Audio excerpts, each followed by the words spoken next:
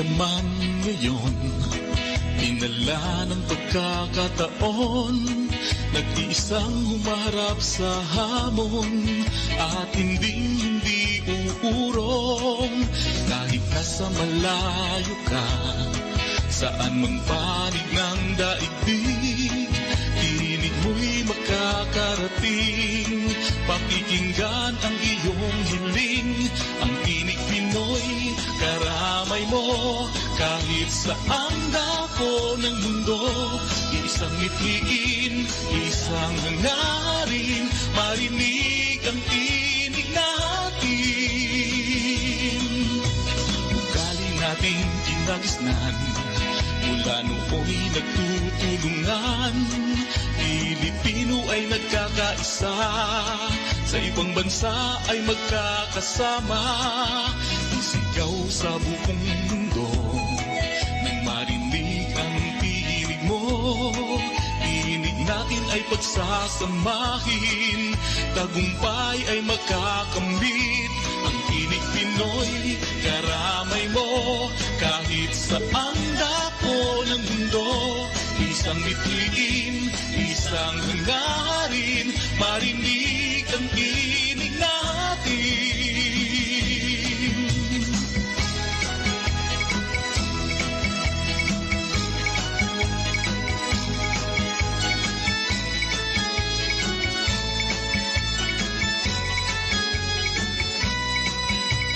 Ugali nating kinagisnan, mula nooy nagtutulungan.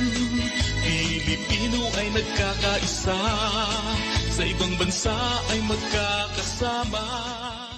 This is Tinig Pinoy. Tinig Pinoy! Tinig Pinoy!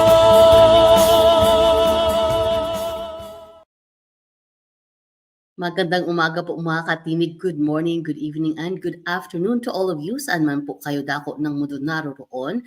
Ako po yung lingkod Regina Sosing. Ako pong makasama ninyo ngayon sa Tinig Pinoy Special Edition on behalf of Kuya Dan. At ang ating technical producer po ngayon ay si Kuya Jerry Orcia. Maraming salamat po, Kuya Jerry. We have a special guest today in our show. At antabayan niyo po yan. Ngayon po ay kasampo ng Pebrero taong 2024 at sana po ay mag-comment kayo, mag-share and join in the conversation sa ating usapan ngayon. So for 1 hour, we will give you sari-sari pong mga kwento, ganun din po with our guest and some musical information. And meron din po tayong espesyal mamaya. Wag po ninyong kalilimutan at antabayanan ninyo ang ating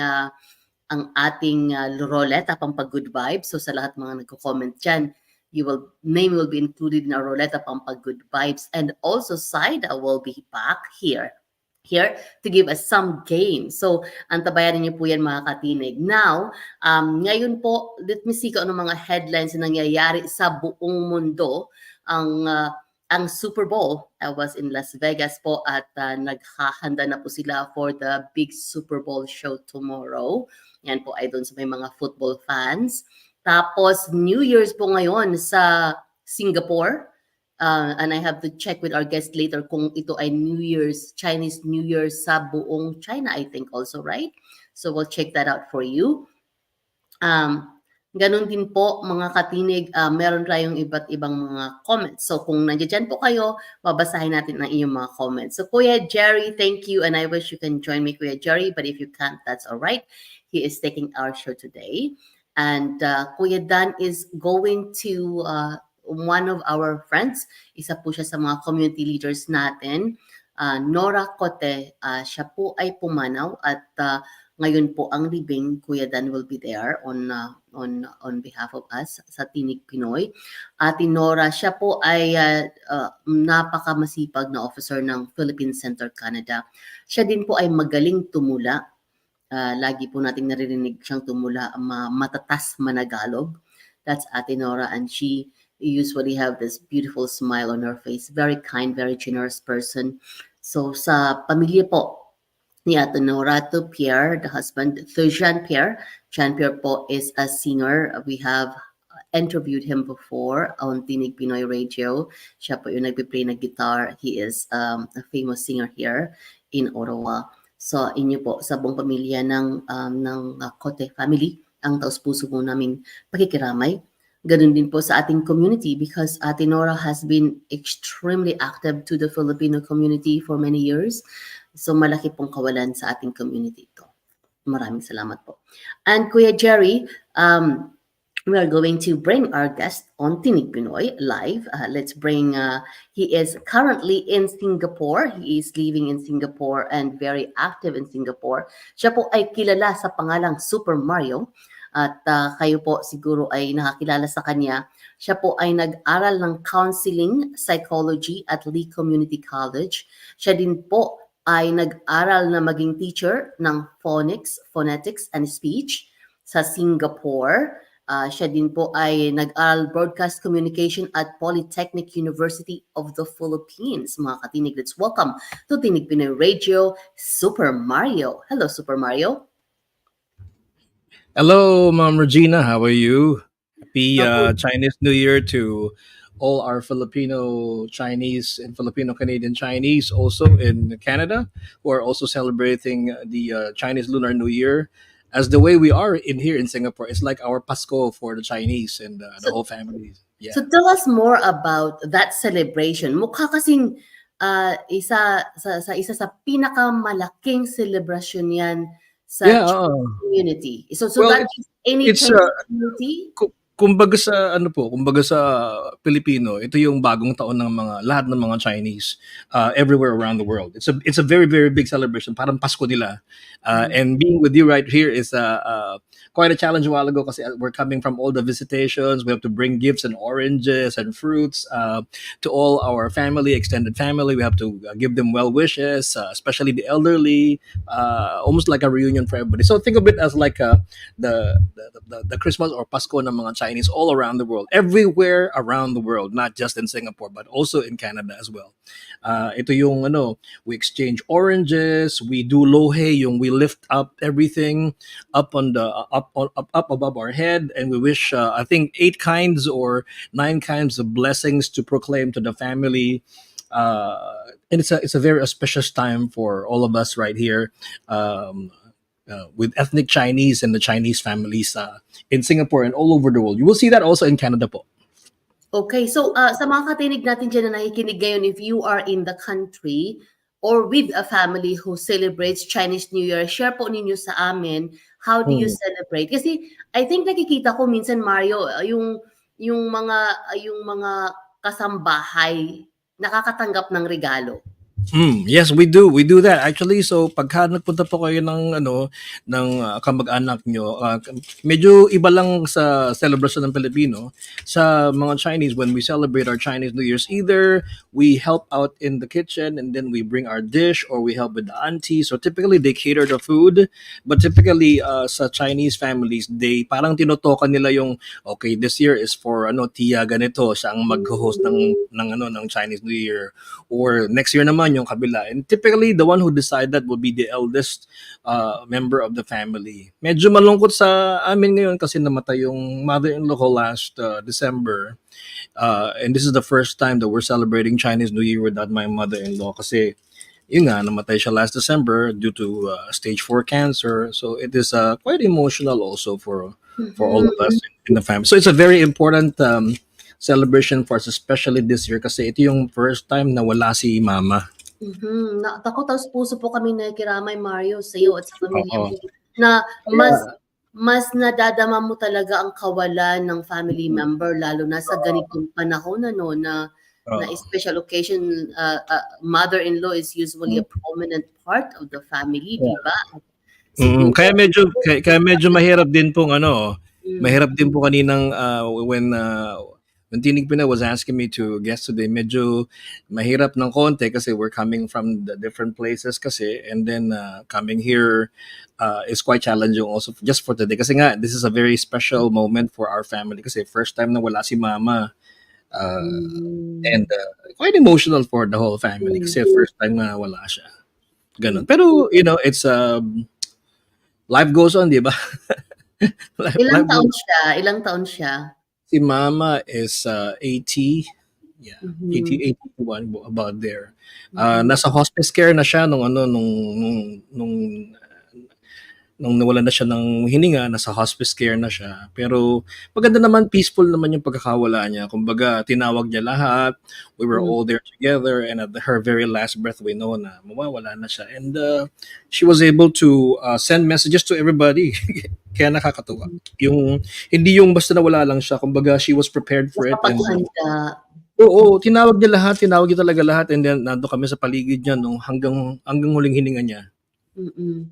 Oo. Sometimes you feel being blessed na you had a chance to be with someone you love at that moment, ano? Oo, tsaka ano, yung, I think what I've learned from, my mother-in-law was kasi ano siya, yung, talagang prepared siya for everything. Sinabi niya na lahat kung saan yung gusto niyang gawin, saan isasabo yung kanyang, abo, ah, saan gagawin yung mga ganito. Talagang ready siya even by faith. Talagang alam niya na, kukunin na ako ng Panginoon, gano'n, and I just need to be ready. And pinlano niya lahat na maayos, kaya hindi magulo. It was a very peaceful, very organized. Kahit yung aming in December, kahit yung tag dito, yung wake, yung funeral wake, it's very lovely. Para kang hindi nasa wake kasi it was a very serene, very organized. May mga butterflies pa nga na ano na remote control sa palipaligid ng kaniyang burol. And it was nice, and there was like Christian background music at the same time while the family was there. Uh, Mhm. it was something, kasi in Singapore pag may binurol, it's under the void, like sa labas ng mga tao, tinatawag namin mga condo or flats ng Singapore. There's a hall for you to make the burol, and Mhm. everybody, all your neighbors can see what's happening. So nandun kami, Hindi ka na open air. magrerenta. Do you have to pay for that space? Actually, ang kagandahan sa Singapore, which is actually quite a good information to know. Sa Singapore, pag namatay ka, I mean, this is just something that we off the hook, magandang information to share.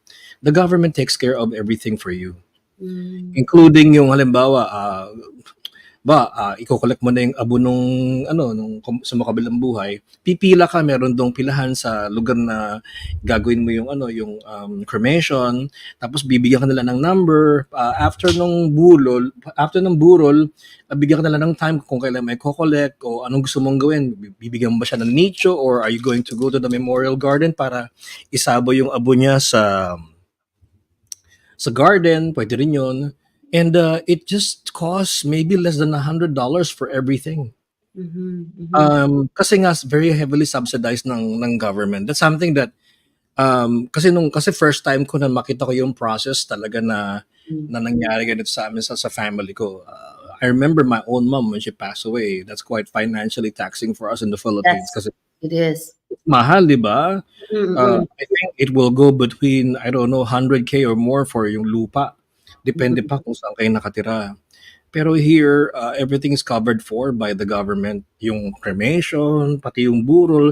And the cremation area is also where you can handle the last final religious service Mm. slash Christian service for your family. Kasi Christian naman yung Chinese family ko in Mm. here as well. So it was an eye opener. At the same time, mas lalo kong na-appreciate on, as a Singaporean, we pay our taxes and how it works for us, how things are subsidized for us. Even for the very last breath of mama.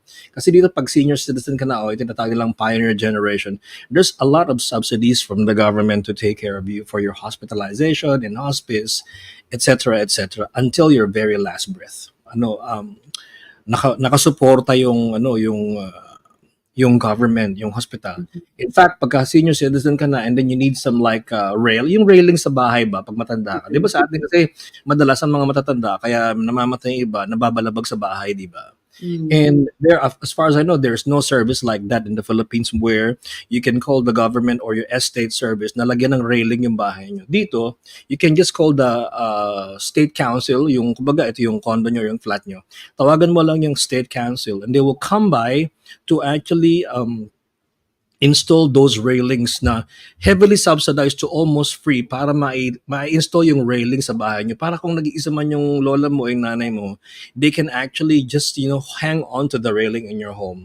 And it's subsidized by the government. So mas lalo kong na-appreciate yung kasi we don't have that service back home. Not, Mhm. not yet as far as I lahat, lahat you really have to take Okay, from your pocket. that's right. Totoo, Do totoo you, yun do you, talaga. And do you have that in Canada? ay naku, mas mahal. Dito sa amin, ang pinakamura kung halimbawa ililibing mo yung libingan mo, yung net mo, Mm-mm. lahat, you would be spending between 15 to $20,000. Oh, grabe no. Mm. Mm. Mm-mm, So mm-mm. dito yun ang that's the eye opener. And I think the most memorable part for me kasi nga dapat isasabi namin yung abo ni mama sa dagat. Nagbago yung isip niya maybe 2 weeks before her leaving. Sabi niya, hindi, lagay mo na lang yung abo ko sa Memorial Garden. Kasi meron ditong Memorial Garden talaga that specifically made for that. It was very emotional and memorable kasi nung nando kami sa Memorial Garden, the weather was perfect. Although medyo umuulan ng konti, pero when we got there, it was dry. And the Memorial Garden was very green, parang nga siyang touristy area eh.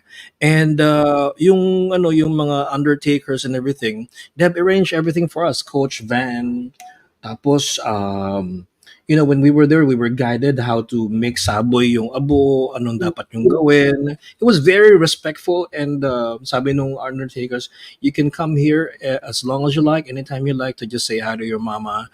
And this place is for everybody, everyone. Kasi nga talagang the place, that garden is meant for the abo. For Singaporeans who basically wish to just be spread sa garden ng Singapore. It was very memorable talaga when we got there. I mean, it was emotional pero ano siya yung you feel no pain, parang release lang ba talaga siya. Mm-mm.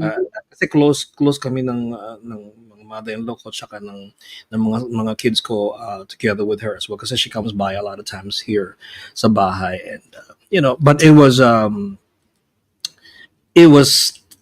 terribly emotional for everybody kasi nga yung closeness ng family namin. And that's why this particular New Year is also very special and emotional for the whole family. Kasi si mother ang I bet.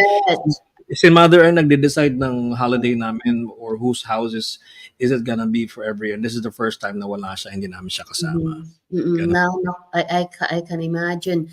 Oh. Mario, yung Chinese New Year ninyo, kasi marami din tayong tagapakinig dyan na could really appreciate this information. Bago natin tapusin yung tungkol sa mother-in-law mo, yan ba ay kahit sino na nasa Singapore? Do you This is no. It's the Chinese New Year is for everybody who's Chinese. Sorry po, hindi Chinese New Year. Yung situation when someone dies in your family and you are in Singapore.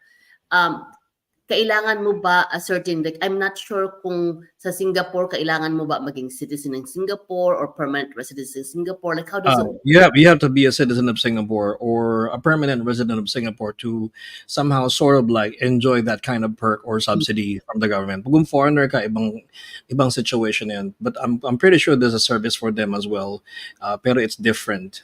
Pero yung for the citizens and the permanent resident, that kind of service is made available to Singaporeans. So talagang from here, if you're a permanent resident and a Singaporean, you will really feel your taxes are working for you, especially in the moments of challenges. For example, yung hospitalization or yung cremation or yung hospice. I really appreciate yung hospice service kasi talagang on the ball sila, pati yung doktor.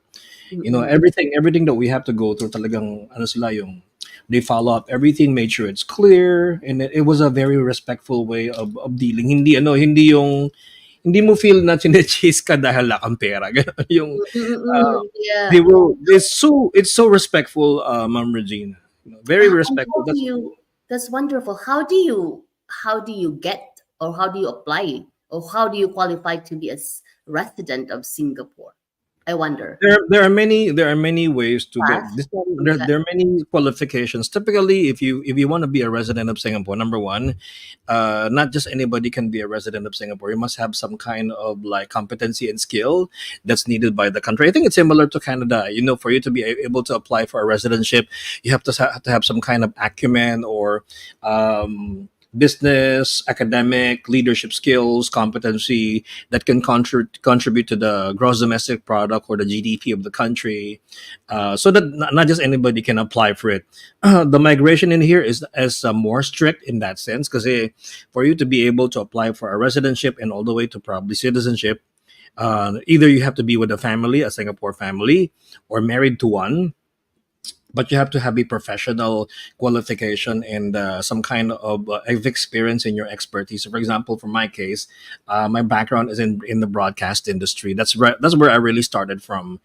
Coming from different radio stations and broadcast network in the Philippines, then I moved to Singapore and Dubai, and then Singapore again. So that's my acumen. Before I started teaching, that's basically my industry. I was in the broadcast industry altogether. I managed radio stations, in Asia, in Singapore, in Sri Lanka as well, and then moved in here at the same time. So that kind of qualification is what's really needed for you to apply. So it's not very easy for just anybody without a skill and a proper qualification or professional qualification to be in here. Yeah. Okay, kasi I was wondering dun sa ating mga kababayan na nagtatrabaho dun sa Singapore.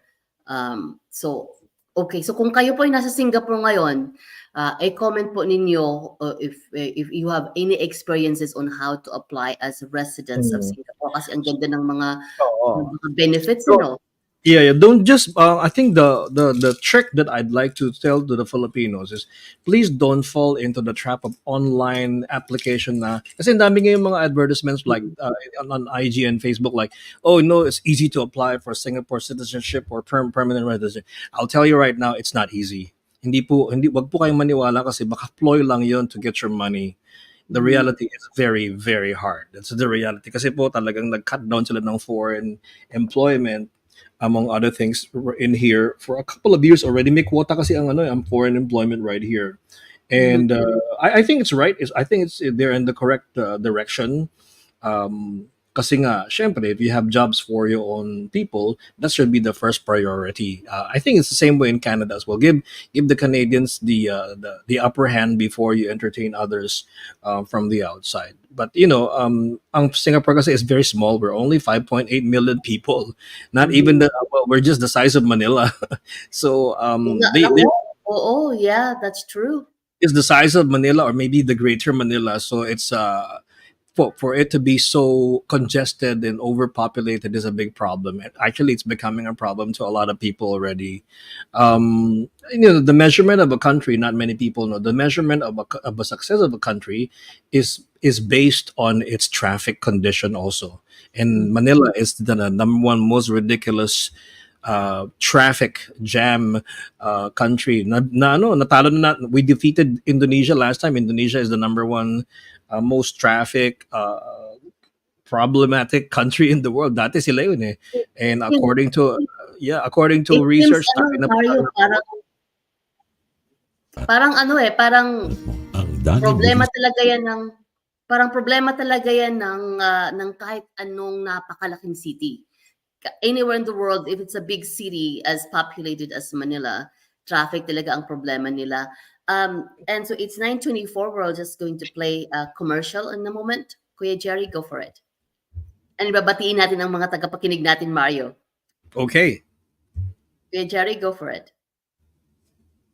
Trabaho ba ang hanap mo? Ang Dani Moving Services ay nangangailangan ng mga movers, drivers at cleaners para sa part-time or full-time na trabaho. Kontakin ang Dani Moving Services sa 613-793-5678. Ang Dani Moving Services ay subok na maaasahan sa larangan ng lipat bahay, sasakyan at iba pang mahalagang bagay. Dani Moving Services, maaasahang serbisyo, magandang sweldo, maayos na trabaho. Dani Moving Services.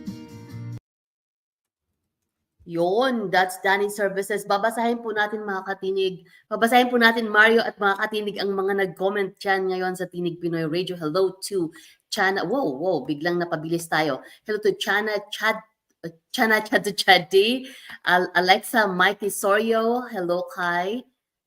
Saida Hasmin. Saida will play games later.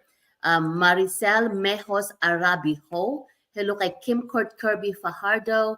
Hello kay Michael Salif. Rica Tubalias Lozano from Pambuhan Northern Samar. Hello kay Susan Crystal J, ang ating admin. Sabi niya, good morning po, DJ Regina. Di ko man marinig mga usapin, will try to get those names na nag-comment po for Roleta later. O meron pala tayong pa-premyo mamaya, Mario, yung mga pangalan nag-comment, ilalagay natin sa listahan to be on the Roleta for some prizes later. And hello kay Annalisa Shervo, Gina Umangay, Kisher Nicole Ponce. Good evening daw dito sa Pilipinas. Hello. From Joey ng Taguig. Salamat. Hello kay Kim from Oriental Mindoro. Michael, where's Michael? Hello kay Gina Umangay from, hello kay Jenneth Annalisa. I am looking at this quickly. Hello also. Dito na ako magbabasa sa hina-highlight ni Kuya Jerry. Mas maigi. Alan, Gina Umangay. I was reading it from the commenter. Hello kay Maricor Hasmin. Annalisa Shervo from Antipolo City. Mai Bogdong, hello. Hello kay Renalyn Orlaza. Hello kay Annalisa. Lynn Tan from Pambuhan. Kumusta po kayo dyan? Hello kay Renalyn Rica Tubalias Lozano. Hello kay Maria Ingracia. Hello ka rin dyan. Hello kay Judy Ann Gulay Selmaro, watching from Bohol. Maayong gabi diha sa inyong tanan. Have you been to Bohol, Mario? Hello kay Lani Balangkit. Have you been? No, no, not yet. But I've been I've been to Mindanao. Okay. Where about in Mindanao have you been? I've been based in General Santos, was Cagayan de Oro. I was in Cagayan de Oro for a while because I make sustainability work, yung mga sustainable innovation projects. I do that also because of my educational work. I work with Filipino and Singapore students when we bring them overseas. Again, sponsorship yun eh. So we sponsor Filipinos to come to Singapore, or then we bring them to the Philippines for about 15 days or 14 days. Wow, galing. Hello kay Joanna Mitz Salmaro Valiente. Maybe she meant Bohol. He says Hohol. I think she just said ho. I think she just ho ho. Hohol. No. I think she just said ho. I think she was just laughing. Okay. Hello I think kay she was, Maria Ingracia. she was just laughing.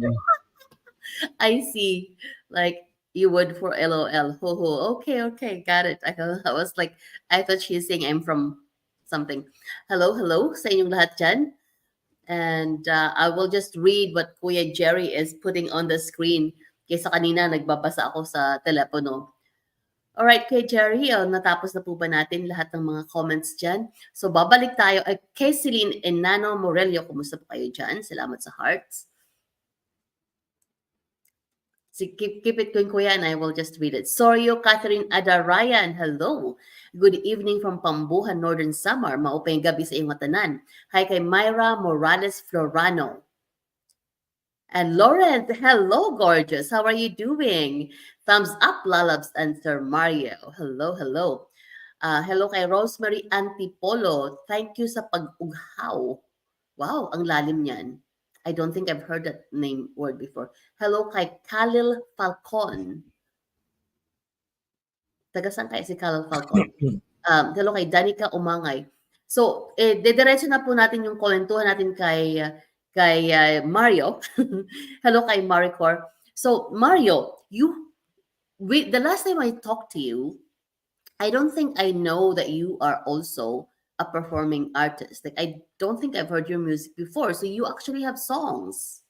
I do, yeah. I have about maybe right now I have over 1 million streams Spotify alone. That's amazing. And yeah, so it's quite good actually. One of my best songs have now streamed more than 1 million plus the whole album on Spotify alone. So I'd say probably more than 1 million plus, maybe coming to 100,000 out of the 1 million streams on Spotify, which is actually quite good. And I don't perform as much as before, pero we perform and play on ad hoc basis in Singapore. Kasi what I do is, because I used to be a band leader at the same time. So what I do is I gather Filipino musicians or sometimes local musicians to play with me. And typically I'm the main act. Or a lot of times I just lead the band. I become the stage director or when I have clients na nangangailangan ng mga banda, for example, or music for their festivities or festivals, typically either for international events or for Filipino events in Singapore. Often we do the shows at the heart of Orchard Road, the main event area of Singapore. Yeah, I actually started in the performing arts, Ma'am Regina. So that's what I did. Before I left Manila, I was actually recording for quite a couple of record labels and companies, particularly EMI, Octo, BMG, Sony, Poly East Records, Universal Music, and I wrote music for a couple of celebrities or pop stars back in before I went overseas back in the 90s. Wow, that must be tough for you to leave Philippines when you are It in that is. career. Yeah, it is. Kasi nga, when you are barely 20, 21, and you're already signing contracts Yeah. for music, and then next thing you know, a calling to go overseas was on offer. It basically, I would say 2 weeks before I left for Sri Lanka, I never really slept. Parang my eyes is very wide open kasi Mm. parang hindi ko makapaniwala na alis na pala ako. And there was how to say that, the offer of going overseas was very tempting kasi nasunog yung bahay namin back in 1993. Mhm. So when I did not really apply for a job to go overseas, mind you, kasi di ba normally ang mga Pinoy ang mentality, kaya ka nagkatrabaho kasi meron kang backer. All my life, I think my pride would be I've never really applied because I have a backer. Mhm. Parang in my experience, ang naranasan ko, the job was on offer. So kasi ako yung tinawagan ng network. They were Mhm. headhunting for somebody to be the chief announcer for a radio station in Colombo, Sri Lanka. At then, yung boss ko, tinawagan niya ako, sabi niya, ano, gusto mo? May naghahanap. Sabi ko, sige, saan? And I have no idea where Sri Lanka was at that time. And I was very, very young. I was like barely 23. Mhm. So at the age of barely 23, I stepped out of the country. Then I was in Sri Lanka. So coming from my music background, because I used to do backup vocals and music sa Pilipinas. We also record music in mga karaoke demo. Mhm. That's actually one of my sidelines when I was younger. Yung mga multiplex na tapes, gano'n, yung mga CD Oo. na minus plus one. Kami gumagawa nun sa Manila kasi yung mga friends ko yung mga arrangers ng Ivory Records music, gano'n. Galing, That's how we started. that, Yeah. that is a huge decision to leave. It is, yeah, it is a very huge decision kasi if you're 23 and you're signing contracts, at the same time you're meeting, for example, because you love I love songwriting, and I write songs, I get paid, I write music, lyrics for jingles, for advertising, I Mm. get paid, and you're very young. I mean, at that time Mm. I was barely. I mean, just right after college, that's what I've been doing already, or even before I finished my university degree, because I took broadcast communication in PUP.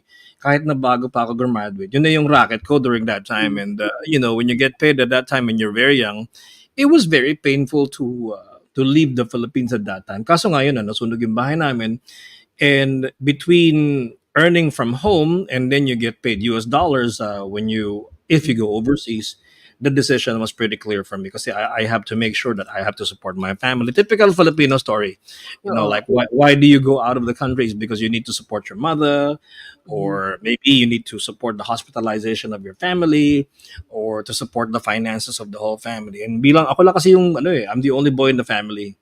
Mhm. So the first few years of my life as an OFW was really dedicated to my family. Parang ako yung bayani na kahit na walang matira sa akin, okay lang. Yeah, tunay na Oo, Pinoy, tunay na Pinoy. oo, Pero normal ang lang. ang kagandahan sa'yo kasi umalis ka ng Pilipinas to take a job na talaga din in your profession. Yes, yes. It's a That's big true. job. That's It's true. a chief anchor, chief announcer. Chief announcer, both. That's I good. well, actually, I did anchoring too, because I did both the morning show on weekends, and I did also Hmm. presenting it in the afternoon. And the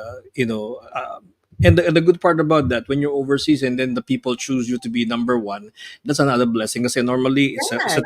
so back in '96, I became the number one radio DJ in Sri Lanka. And it was unexpected. Hindi naman ako nakikipagkompetensya, pero they made a survey and I became number one. And it's Mhm. because I was doing a program for children. Mm-hmm. I was doing a program for children, and my program was very simple. I just sing with the kids. I call them on their mobile phone. We say some poems or poetry, a couple of comedy here and there. I play some Backstreet Boys in the background. Tapos every household was listening to us, and then the next thing you know, I have sponsorship from another insurance company, which was really weird kasi parang in their history of broadcasting, which insurance company will Yeah. sponsor a children's program. Pero they were kasi when we did that, uh, Sri Lanka was already very high tech. Lahat ng mga bata was calling me on their parents' mobile phones. Yung mga malalaki. Right. Oo. Yeah. And being a Pinoy, it was a big pride for me kasi parang hindi naman ako taga doon, and then they liked the show so much. I mean, So especially I assume the show is in English. yeah, Sri Lanka is in English kasi we're in an English radio station. We are the premier English radio station in Sri Lanka at that time. And yung connection nun, kasi the radio station and the TV network that I was working for used to be owned and operated by a Singapore telecommunication company. Kaya meron connection, di ba? Parang hindi ka naman pinlano magpunta ng Singapore, pero I didn't know that yung palang company in Sri Lanka used to be owned and managed by a Singapore telecommunication company. Mm-hmm. Yun yung connection doon during that time. Yeah. Very good. Wow, that's wonderful. So my song ka, isa sa song na ating ipaparinig sa'yo, Dahil Mahal Kita. Yeah. Okay. So dahil mahal Kwentuhan mo kami about that song. it's the newer song that I've written it about a year ago, and this particular song was I would say I call it the OFW Pinoy love song kasi it's about the OFW story. Alam mo yung I remember kasi nung sinulat ko siya, I was just trying to imagine Filipino families na left their hometown, home country, inuwan yung misis, yung asawa, yung nobya, and then nung nasa airport na, kasi wala natin iyakan ng mga Pilipino, di ba? It happened to me too kasi I remember when I first stepped out of the country, my family was with me, my friends were with me, there were a couple of people who are crying. People are crying, medyo madrama kasi si ate ko tsaka ako at that time hindi pa kami masyado peaceful pero she also went to the airport with me.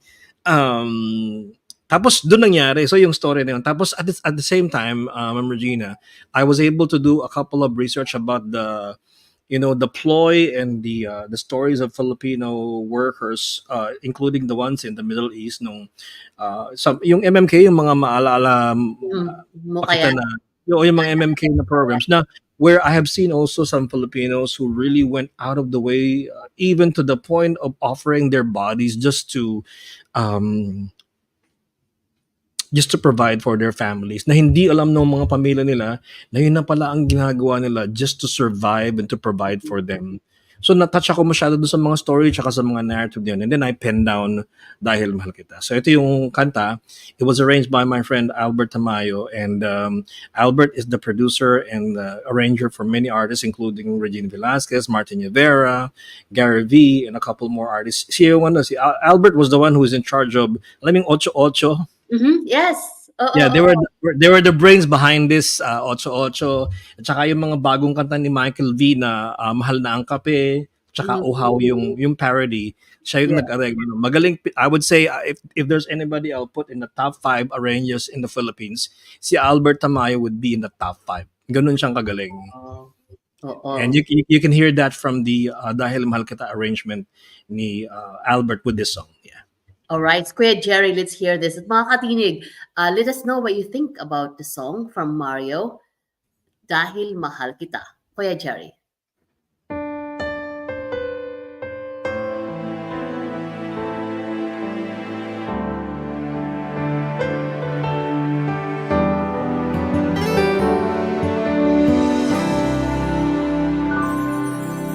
Basa ng luha ang iyong halik, sumasamo sa aking pagbabalik.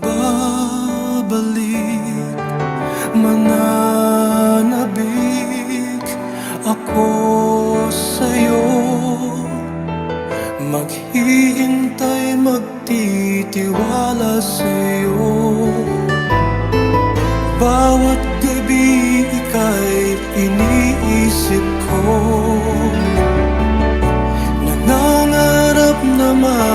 magkasama tayo, naririnig ang tinig mo. Dahil mahal kita, kahit saan ay lilipad, saan man dako mapatpad. Dahil mahal kita, kahit ano'y kakayanin, lahat ay aking gagawin. Buhay ko'y iaalay, dahil mahal kita.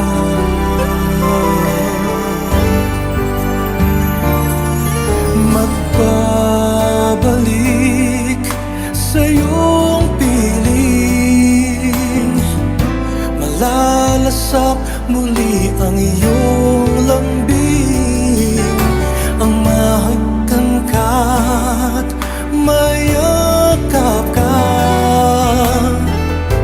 Iniibig kita, kailangan ka. Bawat gabi ika'y iniisip ko, nangangarap na magkasama tayo, naririnig ang puso mo. Dahil mahal kita,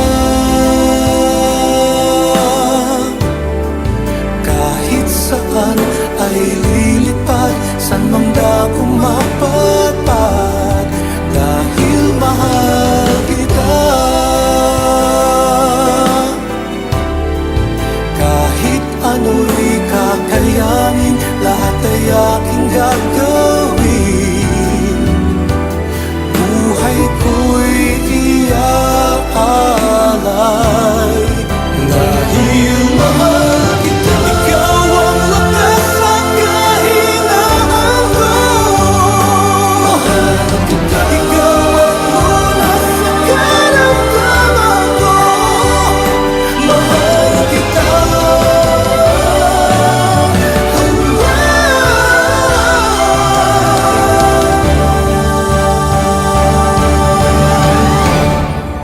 Dahil mahal kita,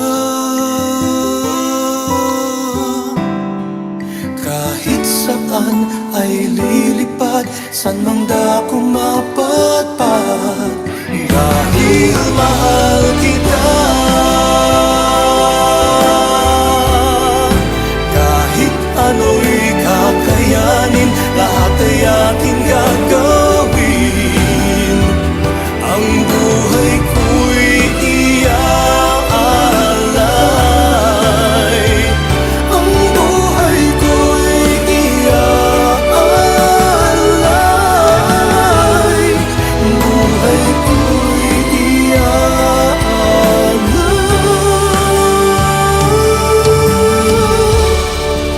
Dahil mahal kita, dahil mahal kita.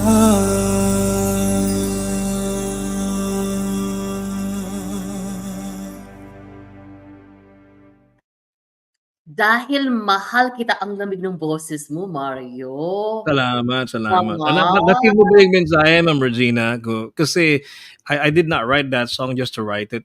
There's a lot of heart into that particular song. And nung ginagawa namin yung song, what I did was what I told Albert, yung arranger, sabi ko, gawa natin ng medyo Korean feel yung arreglo. If you feel that, yung piano, yung orchestration, that's a little bit Korean in that sense. Kasi sabi ko sa kanya, gawin natin ganito, para yung emotion medyo in sa, hindi lang siya Pinoy ballad, pero it's also something that goes together with the Korean feel. Pagka kinumpare mo siya sa mga OST or original soundtrack ng mga Korean television theme song, parang ganun yung dating ng kanta. Kaya medyo orchestrated siya talaga, which is, yeah, ganun. Galing. Mga katinig, ano po ang masasabi ninyo dyan? This, pag nakikinig ka parang it's therapeutic in a It way. is. It No? is, yeah, oo. Kasi nga nung yung una, when I wrote that particular song, yun nga, na-research ko yung ano, yung mga the lives of overseas foreign workers, not just Filipinos, including Indonesians and Myanmar. In Singapore, we have quite a couple of string of cases na kung saan yung mga overseas foreign workers, particularly Myanmar and Indonesians, suffered at the hands of their employers in Singapore. Mm. Not too long ago, merong isang Indonesian foreign worker dito na grabe ma'am, ano, sinapak siya nung employer, dalawa sila, tapos nawalan ng ngipin, Oh tapos my na God. tapos na ospital, et cetera, et cetera. Ang ginawa nung employer, binigyan lang siya ng pera, tinulak siya sa airport para makauwi na, gano'n. Mm. Walang dali-dali, pero buti na lang yung Human Rights Commission hinabol yung Indonesian and she was able to come back to Singapore to file her case. Nanalo naman siya pero there were cases like that. Grabe, sinapak siya ng dalawang magkasama sa Masyadong pamilya. malakas yan to lose your teeth. Sobra. And not just that, yung the reality about that is let's not even kid ourselves. This happens also in the Philippines where yung Mm. mga tinatawag natin hindi naman elite pero yung mga talagang abusive employers also do the same thing. Mm. And it is not just abuse. It talks about sexual assault among other things that also happen to helpers and domestic help sa Pilipinas, especially those who are coming from the provinces and then or even in the provinces themselves, that basically were managed by a very abusive employer. So sana yung mga domestic helpers na nasa Pilipinas or anywhere around the world get to know the numbers, yung mga hotline numbers ng nasa locality nyo. So just in case this happens to you, the very first thing that you can do is call the authorities kung kayo ay ma-abuse. Kasi, in Singapore, we have surpassed about 29, 30 cases a year on these kinds of things are happening. We're a very small population, pero ang totoo nun, meron tayong mga kaso na grabe, ma'am. Ang Um, I nagtatanong could ako, not. Mario, Yeah. yung kung nalalaman ninyo sa mga cases na 'to, itong mga Mm. employer ba, are they Singaporean or are they from different nationalities? I am just trying to see. Yung mga kaso na nasa Singapore, typically yung mga basta may mga crimes, I would say 90% of the time they were local employers. They're local, they're They're Singapore. local employers. Kasi ang I think this is something that we have to set straight. Anywhere you go, even in Canada, if there are crimes in Canada or for example in Singapore, typically the majority of the criminals are locals. Pero yung prejudice tsaka yung stereotype when crimes happen, the majority of the locals don't want to take na meron pala kaming mga criminals. Mm. Gigets mo ko, te? Bob, may nangyari sa inyo. Yes, there are crimes that are done by the blacks, maybe by other ethnicities, pero typically the bulk of the crime that happen in the majority, where the majority is actually the locals. Pag tiningnan mo yung statistics tsaka research, typically, Mhm. 80 to 90% or more ay galing sa locality. Mhm. I have to check that out about Canada kasi and also United States, I think, for that matter. Kasi Same. It's the same. yung culture kasi nila dito, Same. generally they are not abusive people. So, ang what I'm saying is, Culture yan eh. what I'm saying is, Culture. kasi nga kayo yung majority ng population. So typically, pag talagang majority ng population, whether you like it or not, the majority of the crimes done in the country are done by the local majority. Kasi Let mas me- madami sila. Yeah, let me pause you there because I have to read this comment. Sabi Okay. ni Myra Flores Florano, Sir Mario, parang kaboses niyo po si Gary V and Martin Rivera. Oh, thank Ganda you. po, relaxing lang. Salamat. Thank Idol you. natin yan. Idol natin yan. Pareho kong na-meet yan pareho si Gary and Martin. I interviewed Martin Rivera here when I was still working for Power 98 FM. Dalawa lang kami. Mabait. Napaka-big po. Yun nga ate, yung yun ang typical mindset. Kasi normally, in any country, based on my, kasi I'm an educator, based on my research, ang problema ng mga localities, because the majority is the locals. Pag may mga crimes, the tendency of the majority of the locals, they will blame it on the minority. Whether it's Australia, Canada, America, pag mayroong mga crimes, normally, bine-blame lagi ng problema yung minority. Ano yan it's a typical tendency of any majority in any country na if there's any problem in the country, will have to blame it on the minority. I It's a have typical I have to check that out when it hmm, comes to Canada and United States. it's a typical mindset. Typical mindset. So based on our research, kasi I teach critical thinking and analysis. So ang problema, even in Singapore, anywhere around the world, pag may problema sa isang society, we tend to blame it to the minorities, which Kasi is happening. Kasi ganito Mm, ang tingin ko diyan when it comes to mm, abuse, especially the local one. I mean the people that works in the home. I mm, find it's more cultural. So let's say if you work in places like China or Hong Kong, mm, I think pag Chinese family kasi nami-meet natin yung mga OFWs natin, yun ang mm. nakikita natin na let's say depende sa minsan they work in Hong Kong but if their employers are from United States or from England, they are treated better is what I have heard Yes, yes, yes, compared and to oo. people that are Yes, local oo. Chinese. Yes and no, pero ang view ko dito is not just about domestic work, particularly in crimes. What I'm saying is, pag merong crime, any kind of crime sa isang bansa, ang biniblame lagi ng karaniwan ng mga majority is the minority. But Whenever this could you not look at it kung sino ba talaga ang gumawa ng crime instead of blaming it? No, I mean yung findings kasi normally general references ng mga experts when there is a crime that happens in any country ang laging the tendency of the majority of the locals in a particular country is to blame the minority. Kaya 'di ba mayroong malaking problema sa Amerika, mayroong malaking problema sa Spain or sa France or maybe in Singapore even. Whenever there's a problem, ang laging bine-blame yung minority. Kasi it's a tendency ng it's a human tendency. Let's not blame ourselves, let's blame the minority para yung it's I a have typical tried out. typical scapegoat. It's I a have typical tried it's easy. It's easy to blame kasi the others instead of like looking within. So for example, when you look at the crimes in America, for example, yes, there are people from the different races who are also making their own criminal cases here and there. Pero when you look at it, the numbers of people in the incarceration are still typically the locals. One Yun, second. I have to read this comment. Chai Gomez says, kaya lang minsan kinukuhanan ng cellphone ng mga katulong para di makahingi ng tulong.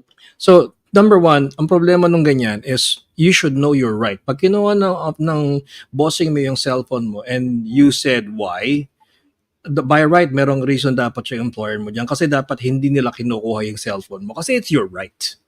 So pag hindi mo alam yung right mo, and what I find right here, Ma'am Regina, is this.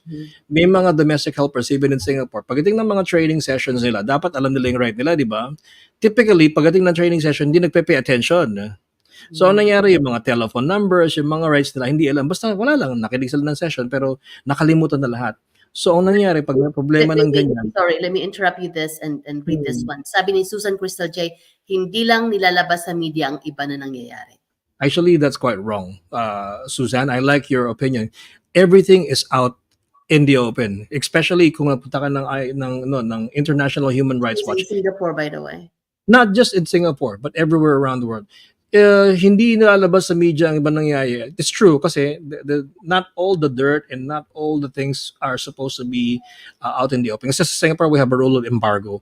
Embargo means pag hindi pa napatunayan yung dapat mangyari, hindi yun ilalabas sa media. So it's a different kind of media. Hindi tayo katulad ng Philippines or America na, for example, hindi pa tapos yung findings, nakalabas na yung news. So Singapore news is not like that. So dapat yung mga domestic helpers na nagpunta dito, alamin nyo yung kultura ng Singapore kasi hindi tayo Pilipinas. Hindi pwede dito yung, ngayon may napatay kagabi, bukas lalabas ka agad, hindi ganoon. May embargo dito kasi we come from the media. I think that makes sense para hindi gagawa ng haka-haka. Ang Nakahaka. Totoo yun. sabi ni Rosemary Antipolo, may mga employer talaga na hindi maganda ang trato sa mga employees nila. And yes, that's true. And the other thing that I will need to add right here, ang mga employers na hindi nagtatrato na hindi maganda sa kanilang mga employees ay hindi lang mga locals kundi tayo rin. And, pag narinig ko na yung mga story na yan, I was remembering I was in the city not too long ago, maybe about 3 weeks ago. May nagko-complain ng isang domestic helper, yung employers niya mga Pinoy, abusive daw yung employee. It's not the first time I've heard of it. Kaya nga yun nga ang sabi ko kanina sa iyo, ate, yung sometimes we tend to blame the minority for that. Pero sometimes pag nagpunta ka ng Pilipinas, even the domestic helpers sa Pilipinas will know na meron ding mga abusive employers sa ating bansa Right. mismo. Right. And Sabi ni so, Chai yeah, Gomez, sorry. Sabi ni Chai Gomez, everyone can be abusive regardless of their race. it's Kuya true. Jerry, Kuya Jerry, if you can give me back the comment before Chai, hindi ko Oo, nabasa totoo yun, totoo yun. Sabi, totoo yan, Chay. Regardless of race, Regardless alam of mo, merong study na sinabi yung isang professor sa Amerika, kahit maniwala ka sa hindi, lahat ng tao, meron tayong racism in us. I agree with that. I totally agree. Yeah. Ito sabi ni Mitz Barlaan Soriano, hirap maging OFW. Yes. Salute sa Of lahat ng course. OFWs na Of nagsasacrifice course. sa family nila. Yeah. Of course. Yun nga, balik tayo doon. Yung isang Harvard study, they made, kung meron kayong panahon, i-research na po yung implicit bias. Yung implicit bias, mag-take ka ng test, and then when you take your test, hindi mo matatanggap lahat ng resulta mo doon kasi sasabihin sa'yo ng result mo, racist ka pala. Kahit kaunti meron ka. Pero that's reality kasi, Yeah. kasi Ma'am Regina, that's reality kasi you were formed by your opinions of your parents, your relatives, your friends, your community, your culture, and typically, ipe-prefer mo yan. Di ba sa ating mga Pinoy yung ano, Correct. "Uy, ang puti mo, ang tangos naman ng ilong mo, tangos naman ng ilong mo, ba't balbon ka?" Ganon, di ba? Actually, those are all stereotypes or, ba't ganyan yung English mo, masyado kang parang kang Amerikano. Those are all stereotypes, and when you look at it, yun yung nitty-gritty part. When you total that all together, you don't understand na ikaw pala ay nagiging biased and racist na. For example, halimbawa, I mean, let's face the Kanya-kanya fact. tayong correct ka dyan. Let's face the fact right now, okay? Ang mga Pinoy na nagde-date ng mga blacks or Indians, for examples, no? You know, the majority of us or the minority of us will not probably say anything about it. Pero pag lakarin mo yung isang black tsaka isang Pinoy, in the middle of the Marites and everybody, they will have so many things to say about it. Pero bakit? Where did it happen? Kasi colonialism, kasi nung mga panahon ng 1600s or whatnot, nauso yung ano, di ba, yung ang mga Pinoy kailangan maputi tayo. Hanggang ngayon, problema pa rin natin yan, Ma'am Regina, yung maging maputi. Ito yung nakakatuwa eh. But before that, Kuya Jerry, basahin ko lang muna to before tapusin ko, baka kunin ni Kuya Jerry. Sabi ni Chai, means the employee must be responsible to know and Yes, understand of their course. rights, diba? Para alam Of course. mo kung anong gagawin mo. Yun. Of course. It's true. Yung nga, yung sabi ko kanina sa iyo, the problem sometimes, kasi hindi ko rin sila mabablame for that. Normally, baka siguro lack of education. Lack of education, kasi normally the people who are working in domestic help, a lot of them did not go to the city yet. Hindi pa nakarating ng Maynila, diretso na ng Singapore or diretso na ng another country. They have not seen how is it like to live in the major city, di ba? And sometimes the lack of education also hampers them to actually know their rights kasi parang sanay na akong ganito, yung wala lang, sige, tamemi na lang ako, ano sabihin nila, sundin ko na lang sila. Ang napansin ko din, hindi rin sa education, minsan sa kalagayan. Halimbawa, so nagbayad kayo sa agency kung however thousands of dollars yon. Yeah. Yung agency din hindi ka suportahan. So kung halimbawa, Well, that's true. walan ka ng trabaho, and din marami kang utang, kaya magtitiis na lang yung ating So that's true. So for example, right now, one of the things that we have to look at, ang isa sa mga pinakamalaking bayan na merong pinakamalaking recruiters to go overseas is in the Ilocos region. So be careful. Be careful about it kasi ang daming mga fly-by-night na mga ganyan. Their role is to just basically connect you to fly you over. Siguraduhin na POEA registered sila para kung ano man mangyari sa iyo is covered kayo. Wag po kayo magpa-fly-by-night lang kasi it's your life at stake, you know. And naturally, umattend kayo ng training in your domestic help, lahat ng mga important numbers, isave nyo yan. Kung hindi mo yan ma-save sa cellphone, jot it down on a piece of paper or notebook, ipaskill mo yan sa ilalim ng kama mo, sa tabi ng kama mo or whatnot. Kasi that's your emergency hotline. And if your employer at the first sight of being there, na palagay mo maging abusive ito, is i-report mo na kaagad kung gano'n ang mangyayari. Kasi you will suffer at the hands of these people for the very long time. Kasi buhay mo yun eh, di ba?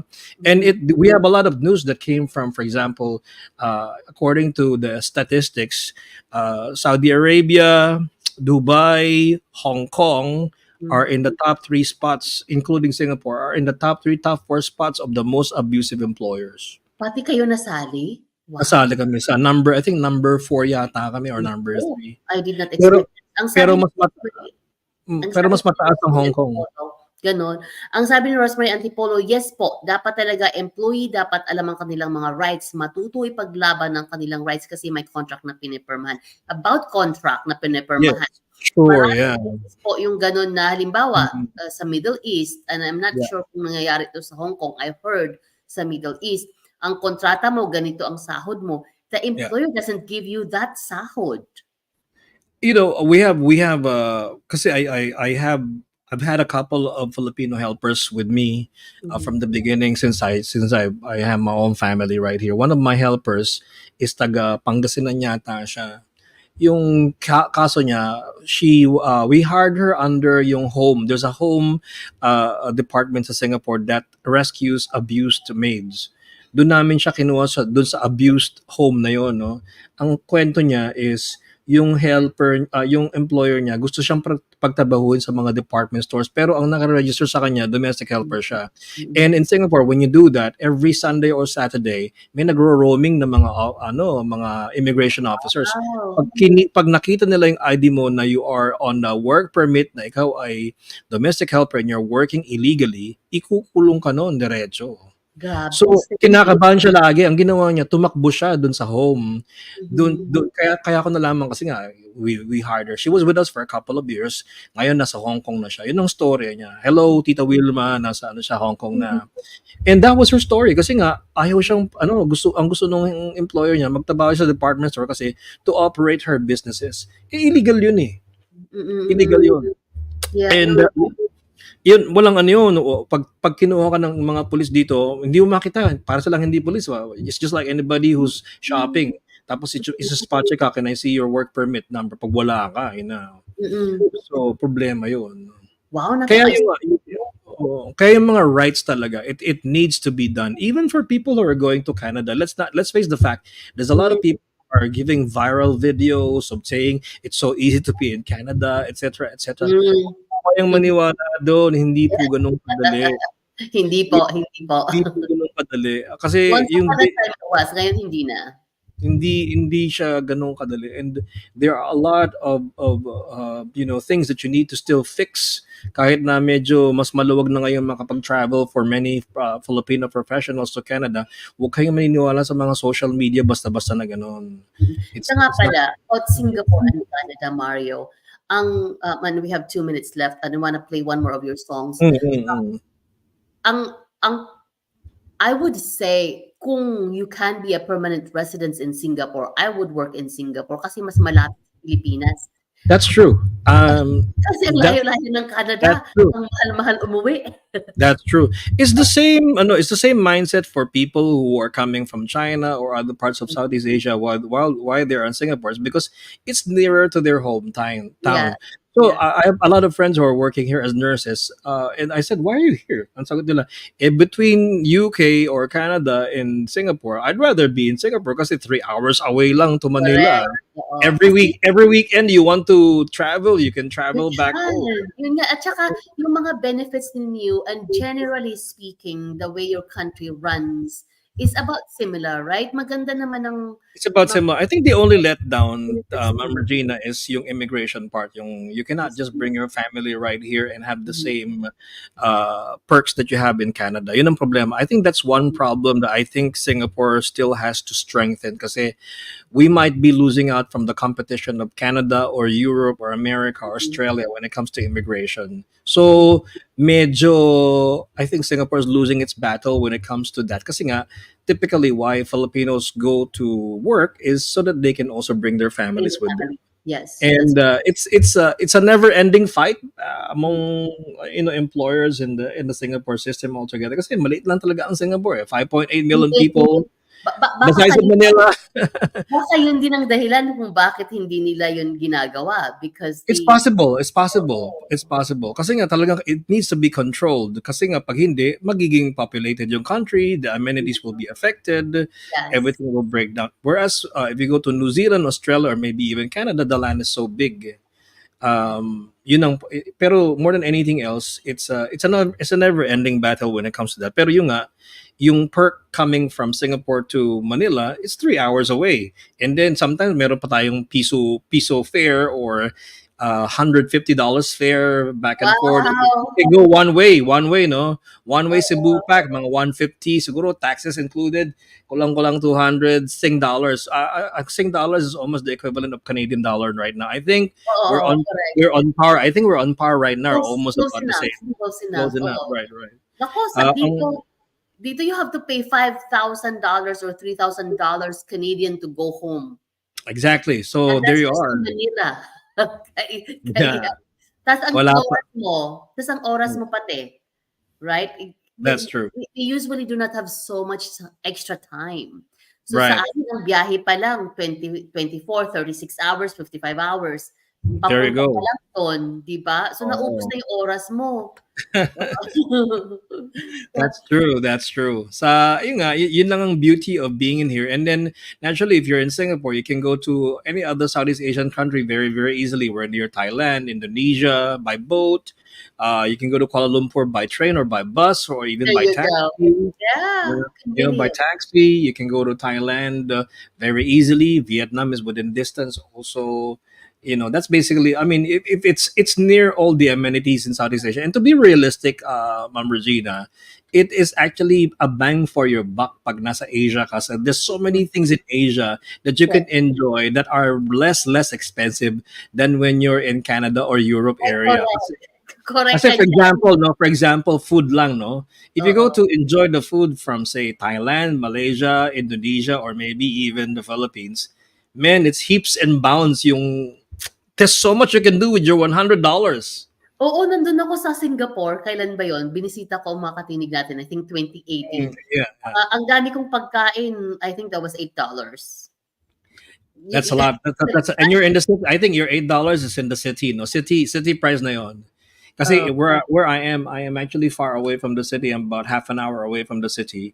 We still have chicken rice that you can buy for about $2.50 Canadian dollars. wow. That's unheard of, diba? Unheard of. So $2.50, you can still survive in my neighborhood for a decent chicken rice in my area. Pero $20 na yan dito sa amin. oh, $20 na yan. yes. So in the city, if you're in Canada, I think you'll probably need $15 to $20 for a plate of a good chicken rice. But Correct, here, correct.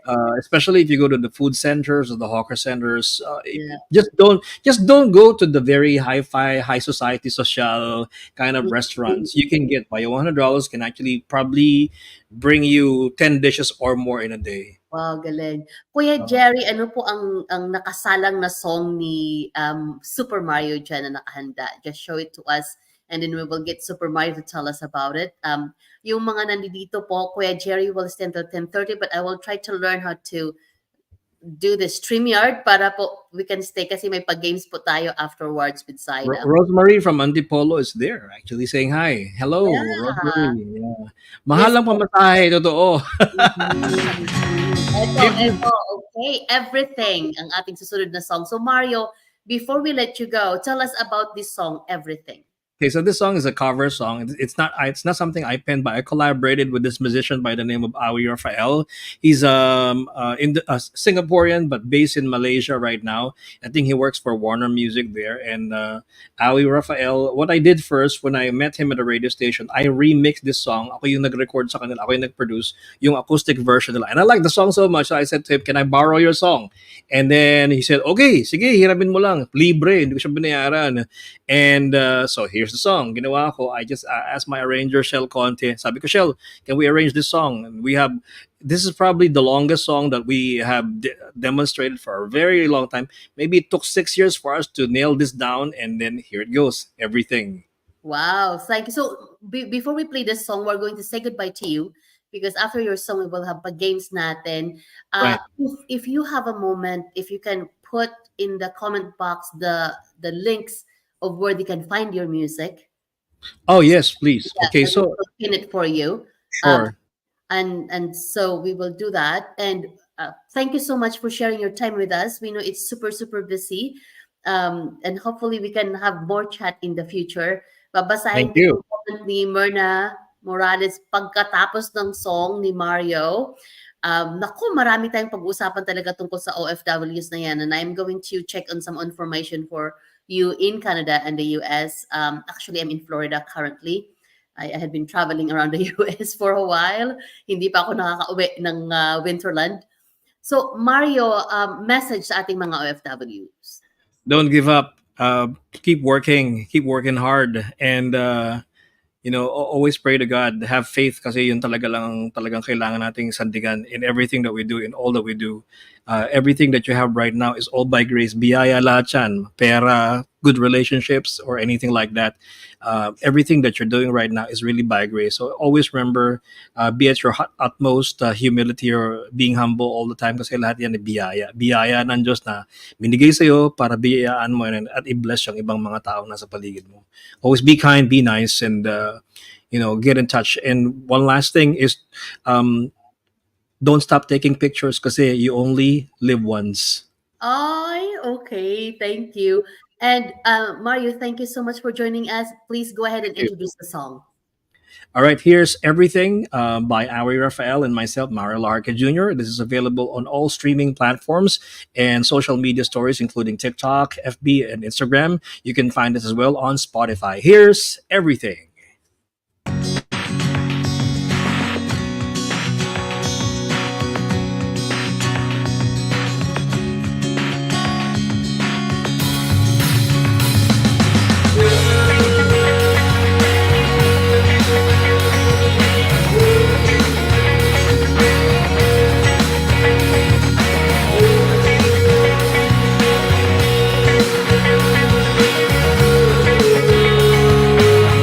She catches fire and she burns.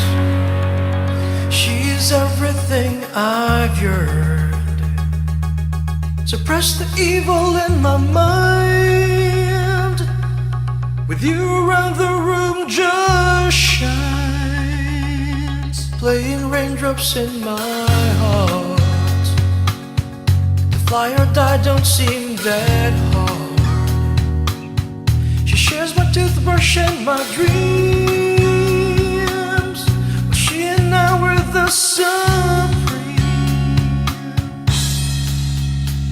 The harder we fall, the higher we will bounce tonight. Everything rocks about her and the stories of a simple world. Everything's great. Just can't believe it that she is my girl. I am her king. She's my queen tonight. She cuts my hair and paints my nails. She wear her high heels, walk like snails. She loves me even though I'm broke. She's on a high, she on coke. The harder we fall, the higher we will bounce tonight. Everything rocks about her and the stories of a simple world. Everything's great. Just can't believe it that she is my girl. I am her king. She's my queen tonight. And I've waited for you constantly, girl. You're something to break my heart. Up days for life.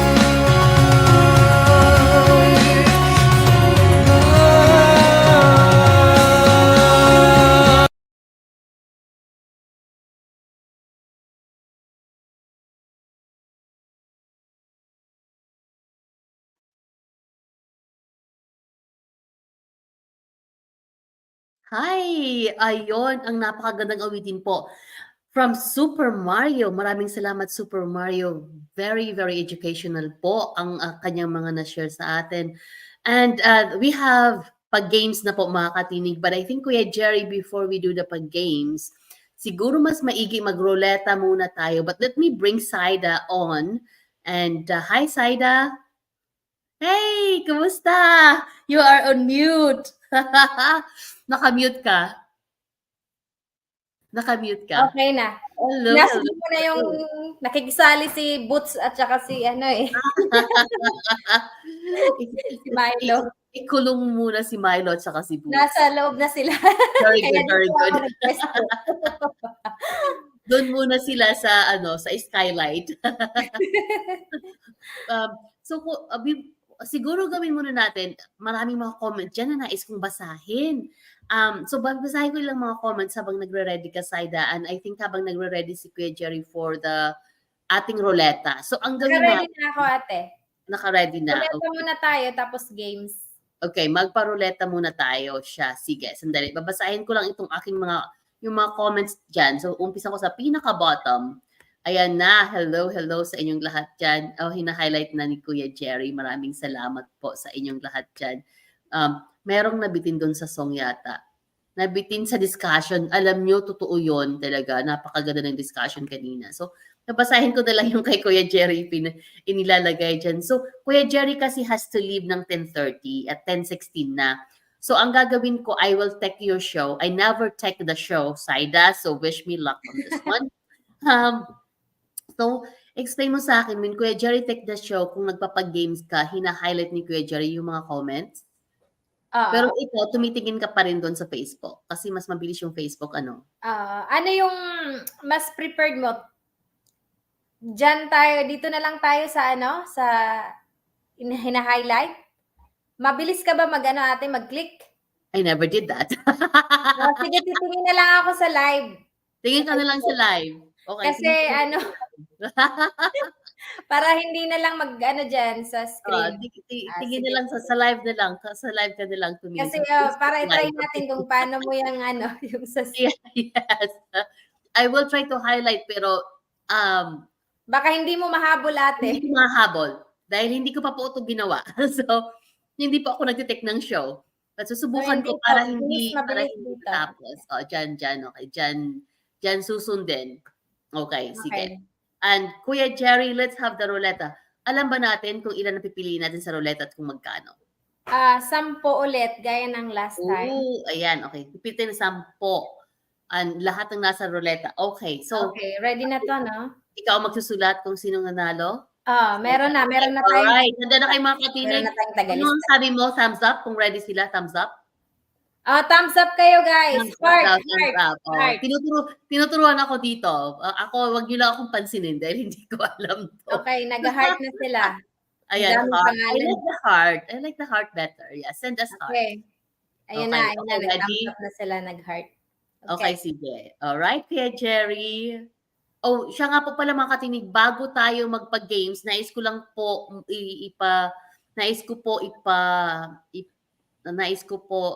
i-announce na isa sa atin pong mga community leaders dito sa Ottawa, Canada, si Ate Maria Lee Rodrigue, ang kanyang tatay ay pumanaw po at meron po silang, I thought I screenshot the information.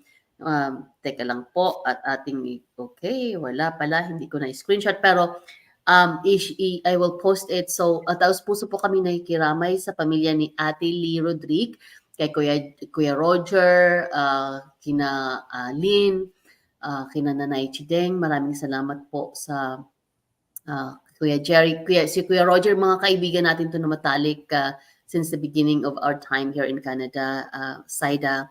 And so, namatay po ang tatay ni Ate Lee and sila po sa 24, that is Saturday, ang meron po silang funeral mass. I don't have the details at ilalagay ko na lang po yun sa comment. And sa lahat po ng family ng Rodrigue, ang taus-puso po naming pakikiramay sa inyong lahat. And so sa ating roleta, Kuya Jerry, balik po tayo sa ating roleta. And we are choosing 10 people. Sila po ay magkano ang kanilang mapapanalunan, Saida? 100 peso. Okay, 10 100 pesos. Okay, let's begin. Okay. Number 1 na mananalo sa ating roleta. Eto na po. Umiikot si Roleta. Sino ito? Si Risa Ibana. Okay. Congratulations, Lisa. Risa Ibana, congrats. Okay. Tatanggalin pa yung name muna, no, Kuya Jerry? Natanggal na ni Kuya Jerry. Okay, thank you, Kuya Jerry. Thank you po. Parang Sino kaya ang susunod? si Annalisa Annalisa. Ayan, Annalisa. Congratulations. Annalisa Servio. Yeah. Pag-remove mo pala, mariremove na siya. O, di ba? Marami akong natutunan dito. Andito sila Number 3. Renaline Orlasa. Oh, congrats, Renaline. Okay. I like this Roleta. Roleta pampa-good vibes ni Kuya Dan ito. So, 3 na, pang-4 na to ngayon.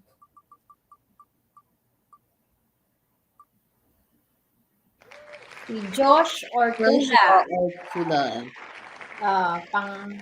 Congrats. Pang-4 si Josh Ortula. So, pang-5 na to ngayon. Congrats. Binibilang ko kasi. Baka mapadami mag-abono tayo, ha? Sino kaya to? Susan! Yay! Finally! Nanalo si Susan. Pang-5. Okay.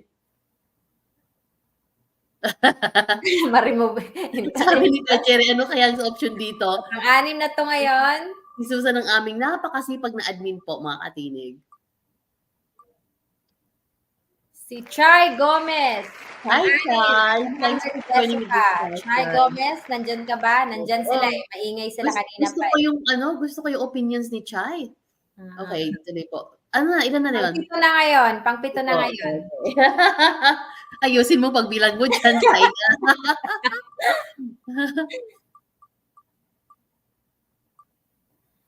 Oh, si Rosemary Antipolo. Congrats, Ate Rosemary. May 100 peso ka. Kasi si Rosemary, si Rosemary, napakaganda ng bata na yan. She is like a model. Yeah. Go for you, Jerry. Thank you. So, ilan na lang? Dalawa na lang? Pang-8 na to ngayon. Okay.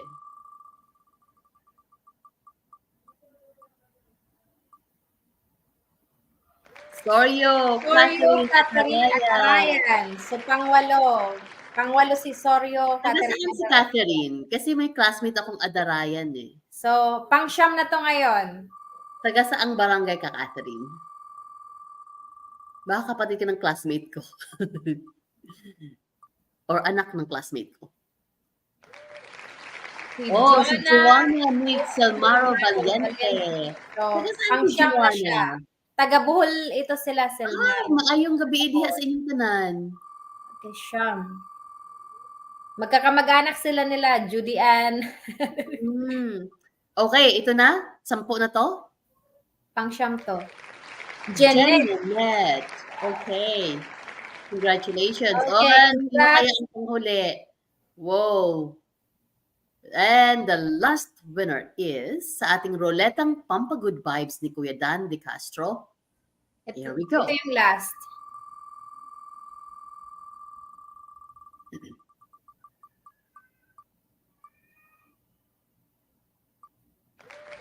Yay! Si James Vlog. Okay, James Vlog. Congratulations po sa inyong lahat. Paano nila makiklaim ang kanilang prizes? I-message nyo lang si Gina Umangay kasi ipopost ko yun sa Facebook ko. Kaya yung mga hindi pa naka-follow sa akin, i-follow nyo ako para updated kayo doon kung ano yung mga kaganapan. Kuya Jerry, maraming salamat po. I think nakita ko, Kuya Jerry, kung saan ko i-end yung show. That's about how much I have. I will try to highlight some comments, pero Saida... Pero wag na lang kasi. Wag na lang para magulo. Pag nabigkas ko tapos may highlight mo iba yung mapindot. Correct. O siya, sige. Buti na yan. Magkagulo tayo. So dito na lang ako susunod sa live. Okay, very good. So yung masusunod po na screen yung host ha. Dito, ako yung host ngayon, nagpapa-games.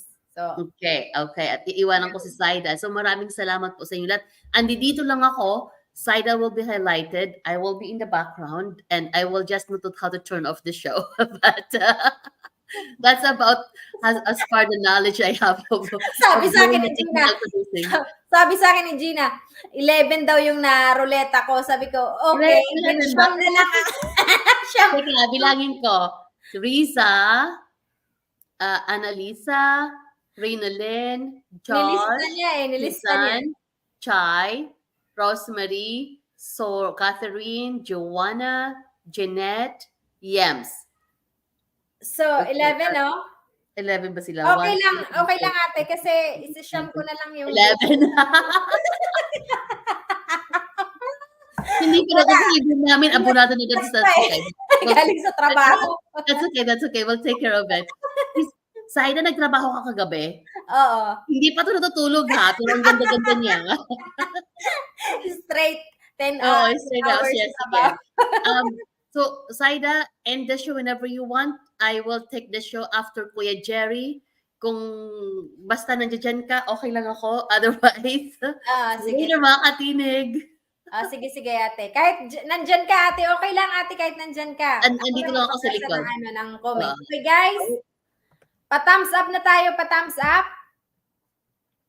Thumbs up na tayo.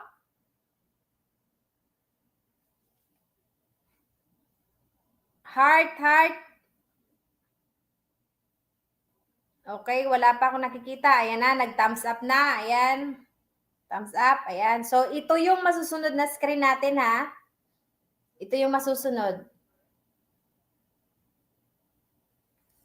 Okay. So, mabilis lang na game to. Siguro mga 30 minutes lang tayo para, bago mag-11, tapos na tayo or 11. So, kailangan maging alerto. Okay, game na tayo.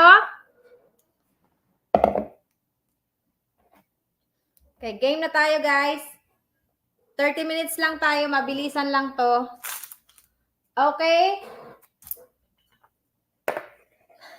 Nakikita. Maliit yung taguan ko. Okay. Game na tayo. Pagkain. Makikita sa kusina. Pagkain. Kinakain. Okay. Okay, thumbs up pa lang yung nakikita ko. Heart.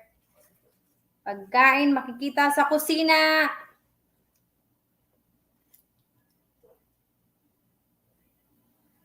$11:27 na po. Okay, medyo mabagal dito. Okay. So, ito yung susundin natin. Medyo, dito. Medyo late ng konti. Pero dito ako susunod. Dito tayo. Okay. Tinapay. Apple. Bawang. Chocolate. Bigas. Okay, clue. Sinasahog to. Pangluto. Ano ba yung tawag doon? Sinasahog. Sangkap siya sa pagluluto. Okay, rice, hotdog, itlog, ulam, isda. Pag magluluto tayo ng gulay or kung anong mga lulutuin natin, sinasangkap to. Sangkap to sa pagluluto. Carrots, rice, kanin, mangga, hindi siya prutas. Luya, magkakamag-anak sa luya. Sibuyas, si Rosemary Antipolo. Sibuyas, si Rosemary Antipolo. Yan. Sibuyas. Nauna si Rosemary Antipolo. Okay. May 100 peso ka. Okay, Rosemary Antipolo. Tambay ka na lang dyan kasi nanalo ka na twice. Nanalo ka sa games at saka sa ruleta. So, tambay ka na lang muna. Okay, next na game natin. Okay. Para mabilis tayo. Prutas. Pa-heart muna, guys. Guys, pa-heart muna. Pa-heart muna tayo, guys. Pa-heart. Heart muna. Sabi Magic, sarap late yung ano nila. Okay? Okay, pa-heart muna guys. Yes, thank you. Okay, pagkain ulit. Prutas.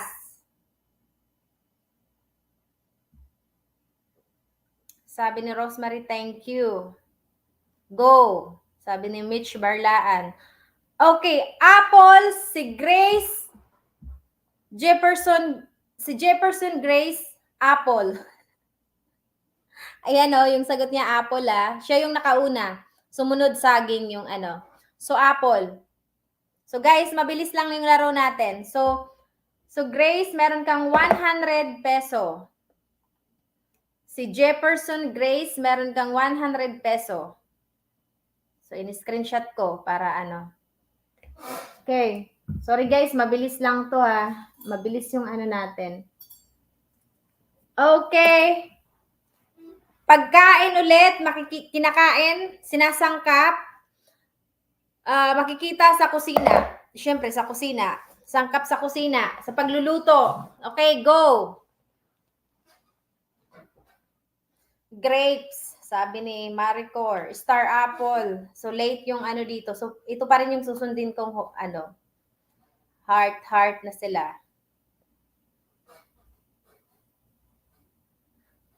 Okay. Nauna sana ako kaso na-type ko api. Okay. 8 ba sabi niya? Okay, nag-heart na sila. Okay, asin. Sabi ni Noynay, bawang! Bawang! Maria Grace Ingracia. Bawang. Ayan bawang. Bawang yung sagot niya. So, si Maria Ingracia. Bawang.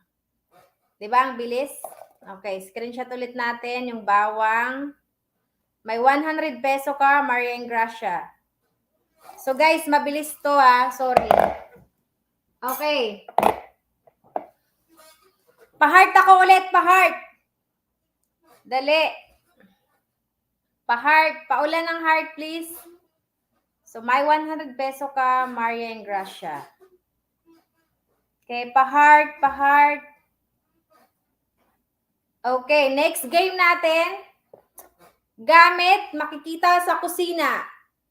Gamit na makikita sa kusina.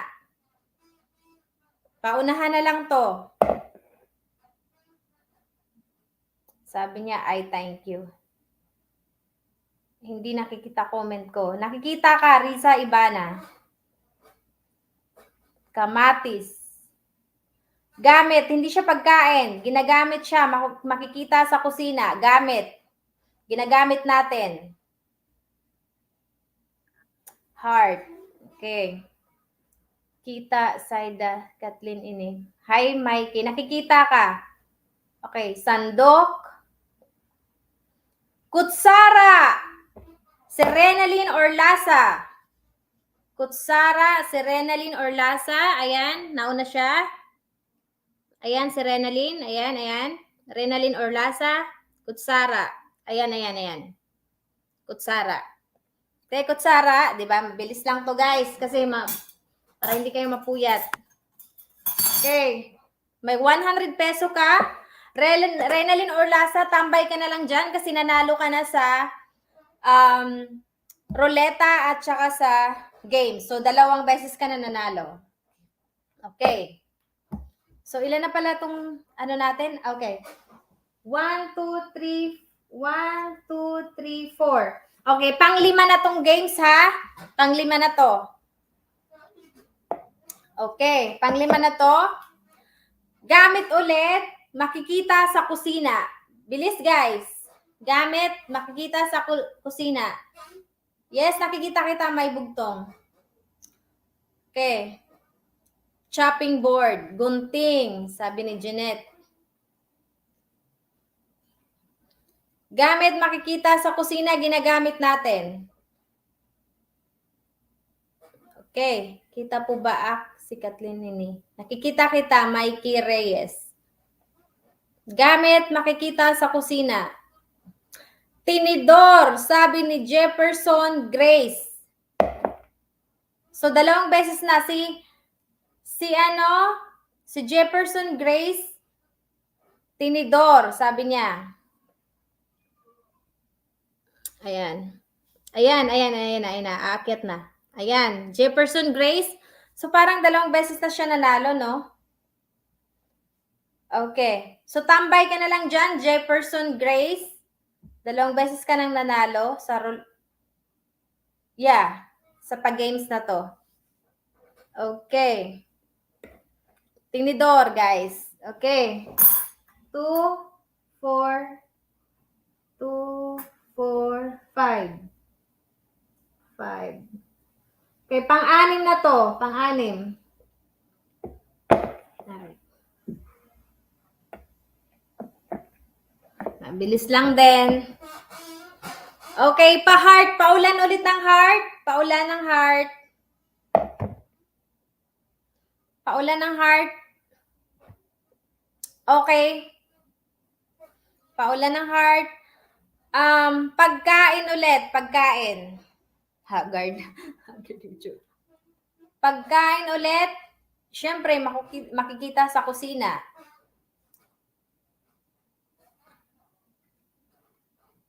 Kita po ba? Yes. Nakikita kita, Jisemin. Okay. Tambay na lang, Jefferson Grace. 2 beses ka nang nanalo. Okay. Pagkain ulit. Makikita sa kusina. Pwedeng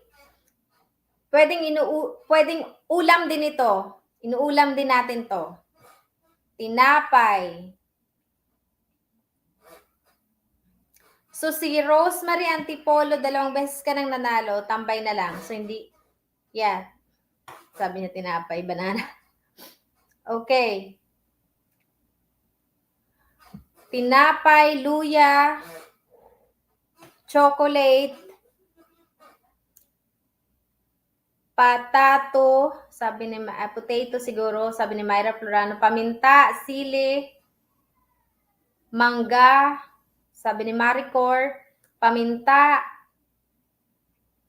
bell pepper, canned goods, itlog, sabi ni Maria Ingracia. Itlog. Oops, ayan, klaro ha. Itlog. Itlog yung nauna.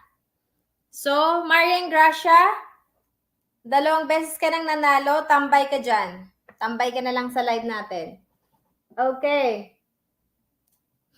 Si Maria Ingracia, ang bilis ng laro natin. Sorry guys, kasi, okay. 2, 4, 6, 6 na. Okay. Pang-7.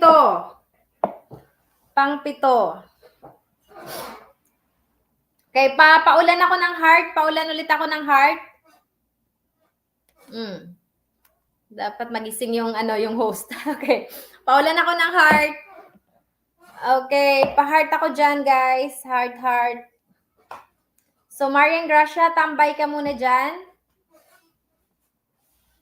2 beses ka nang nanalo. Okay. Okay, game na tayo. Pagkain ulit. Gulay. Yeah, gulay, oo. Gulay to, oo. Hi, Chana, Chad to Chadi. Visible po ba ako? Oo, nakikita kita. Mukhang bokya ako ngayon, sabi ni Jocelyn. Heart. Asukal, sabi ni Marizel Arabejo. Asukal, heart. Bongga, sabi ni Marian, hindi daw sila luhaan. Si Mitch Barlaan, ginger. Asin, spatula, pagkain. Carrots, sabi ni Lani Balangkit Noynay. Carrots. Yan o, klaro no? Si Lani Balangkit Noynay. Next siya sa spatula. So, carrots. Okay. Carrots, guys. Okay? Okay, 1, 2, 3, 4, 5, 6, 7. 2, 4, 6, 7. Okay. 8. Okay, pang-8 na ito ngayon. Pang-8. Okay. Okay, tatago ko lang kasi baka makita. Ito, tatakpan ko lang. Okay, game na tayo. Okay, pa-heart. Paulan ako ng heart. Paulan ako ng heart. Paulan ng heart. Okay, paulan ng heart, guys. Paulan ng heart. Okay. Ayun na. Gamit ulit. Ginagamit natin to. Makikita sa kusina. Bilis. Gamit. Puro lang heart ito. Excuse me, sorry. Nilalamig na. Okay, wala. Puro lang heart ang nakikita ko, ha. Condense. Gamit, makikita sa kusina. Nakatigo, good permi urihi. Spatula. Chocolate. Gunting. Kutsara. Baso. Tasa. Tinidor. Lighter. Gunting. Plat. Can opener. Bowl. So, rosemary. Ketong. Pot holder. Fork. Can opener. Chopping board. Tupperware. Grater. Placemat. Hindi. Takure. Hindi. Platito. Hindi. Kaldero. Hindi. Coffee underliner. Hindi. Lighter. Hindi. Mug. Hindi. Wine opener. Hindi. Chopping board. Hindi. Aluminum foil. Hindi. Platito. Hindi. Peeler. Okay, guys. Clue. Ginagamit ito natin pag magluluto tayo. Ginagamit natin. Fork. Tissue. Gamit, ha. Gamit to, ha. Sandok. Sabi ni Lani Noynay. Okay, si Lani Noynay na naman. Sandok. Ang bilis. Okay. Nasaan na si... Yan, o. Sandok, Lani Noynay. So, 2 beses kang nanalo. Okay. Sandok. Screenshot ko lang. Okay. Sandok. So, pang-8 na to. Okay. Last game natin.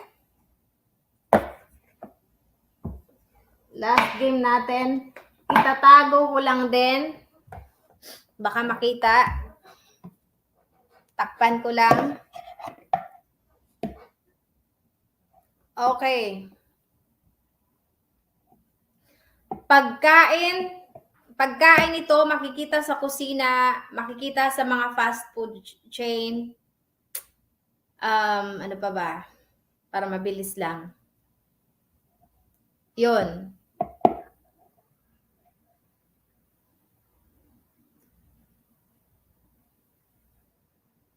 Okay, heart na sila. Wala pang sumasagot. Okay, pagkain. Kinakain.